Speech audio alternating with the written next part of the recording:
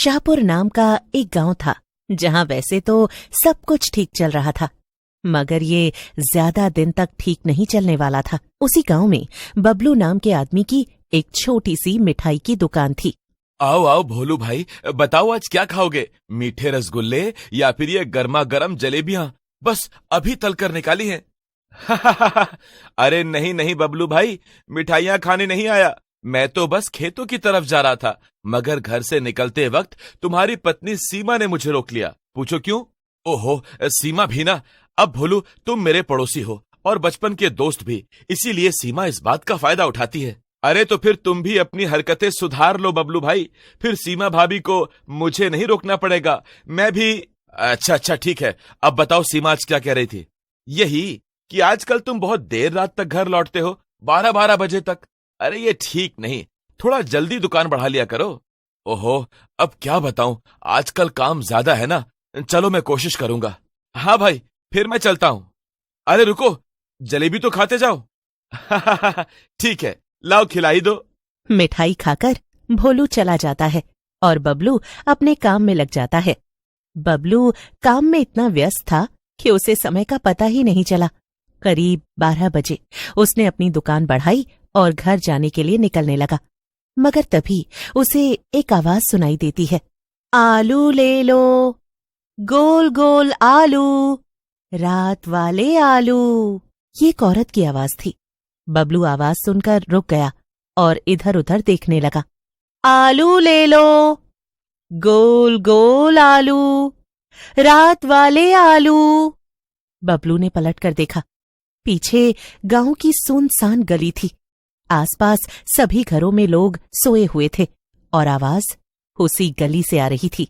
बबलू को डर तो लगा, पर उसने थोड़ी हिम्मत की। बबलू गली में आगे बढ़ जाता है। थोड़ा आगे जाने पर वो एक बड़े से पीपल के पेड़ के पास पहुंच जाता है। उसके नीचे एक औरत सफेद साड़ी पहने खड़ी थी और हाथों में एक बड़ी सी टोकरी थी।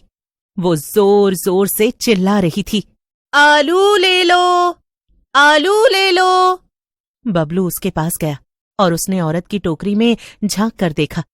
अंदर कुछ भी नहीं था। औरत की टोकरी एकदम खाली थी। ये देखकर बबलू हंस पड़ा। अरे पगली, टोकरी में आलू तो है ही नहीं, बेच क्या रही हो? औरत ने बबलू की तरफ देखा। उसकी आंखें एकदम सफेद थीं। वो बबलू की बात सुनकर डरावनी तरह से मुस्कुराई। बबलू उसकी हंसी सुनकर घबरा गया। अरे अरे, पागल वागल हो क्या? ऐसे अजीब तरह से हंस क्यों रही हो? और ये टोकरी में आलू ही नहीं तो बेच क्या रही हो? आलू? आलू तो तुम हो। और देखते ही देखते उसमें से धुआं निकलने लगा। बबलू ठीक से मदद के लिए आवाज भी नहीं लगा पाया। जैसे ही धुआं छटा, सामने उस औरत की जगह एक डरावनी चुड़ैल खड़ी थी और बबलू की जगह एक बड़ा मोटा सा आलू पड़ा हुआ था। ये रहा मेरा पहला आलू। चुड़ैल उस आलू को उठाकर अपनी टोकरी में रख लेती है और फिर से औरत के रूप में आकर आवाज लगाने लगती है। उधर जब रात भर बबलू घर नहीं पहुंचा तो उसकी पत्नी सीमा परेशान हो जाती है। अगले दिन सुबह सुबह जब भोलू घर से निकल रहा था, अरे ओ भोलू भैया, मैंने आपसे इनको समझाने को बोला था ना कि ये जल्दी घर आ जाया करें।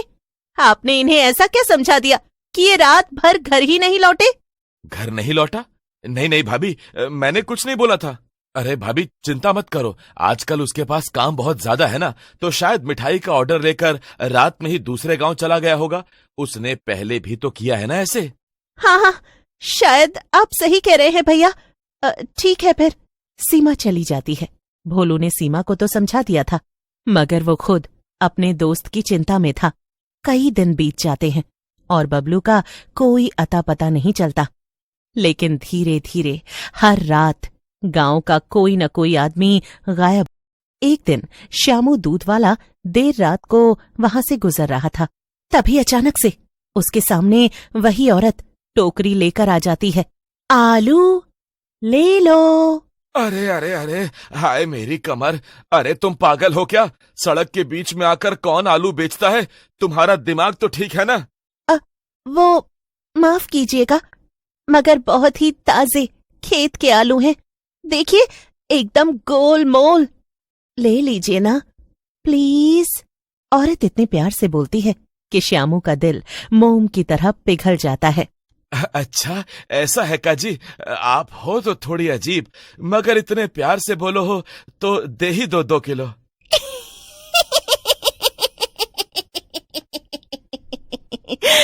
एक और बकरा फंस गया।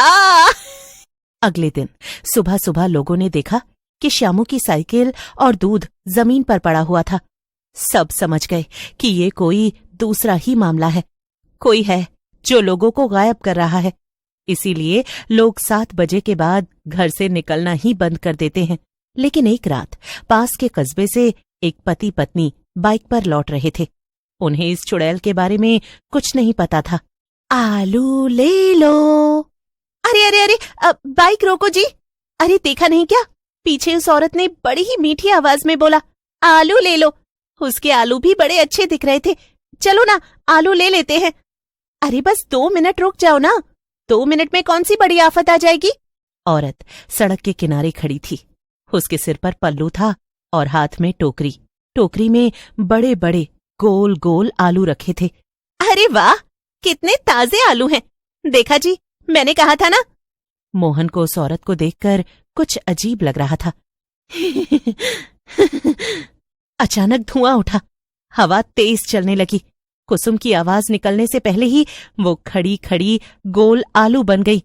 ये सब देखकर तो मोहन की आंखें फटी की फटी रह गईं।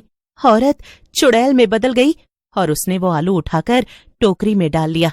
मोहन डर के मारे जान बचाकर भागने लगा। उसने जल्दी से बाइक स्टार्ट की और वहां से 9-2-11 हो गया।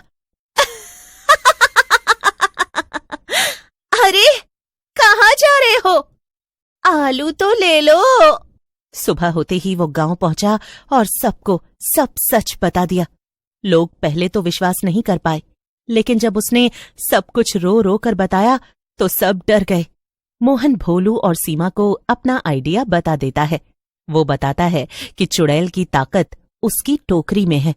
अगर टोकरी टूट गई तो जादू भी टूट जाएगा। उसी रात वो तीनों दबे पांव जाते हैं और पहले से ही पीपल के पेड़ के पीछे छिप जाते हैं। आधी रात होते ही चुड़ैल वहां औरत के रूप में आ जाती है। उसके हाथ में टोकरी थी। आलू ले लो, आलू ले लो, खेत का ताजा आलू। मोहन पीछे से दौड़ता है और उस औरत को जोर से धक्का दे देता है। वो जमीन पर गिर जाती है और उसके सारे आलू टोकरी में से निकलकर जमीन पर गिर जाते हैं। आह! तेरी इतनी हिम्मत! अभी बताती हूँ तुझे। औरत अपने असली रूप में आ जाती है। लेकिन तभी पीछे से सीमा आ जाती है और चुड़ैल से उसकी टोकरी छीन लेती है। इसी टोकरी में है ना तेरी ताकत? अभी इसे तोड़ देती हूँ। सीमा टोकरी को जमीन पर पटक पटक कर उसके टुकड़े टुकड़े कर देती है। जैसे ही वो ऐसा करती है, चुड़ैल तड़पने लगती है। आह! बचाओ! धीरे धीरे उसका शरीर धुएं में बदलने लगता है और कुछ ही पल में वो भस्म हो जाती है। चुड़ैल के भस्म होते ही सारे आलू फिर से इंसान में बदल जाते हैं। कुसुम भी अपने असली रूप में वापस आ गई। मोहन दौड़कर उसके पास गया। सीमा को भी उसका पति वापस मिल गया। पूरा गांव खुश हो गया। उस दिन के बाद गांव में रात को कोई भी आलू बेचने की आवाज नहीं आई और सबने सीख लिया, आधी रात में मीठी आवाज सुनकर कभी नहीं रुकना चाहिए।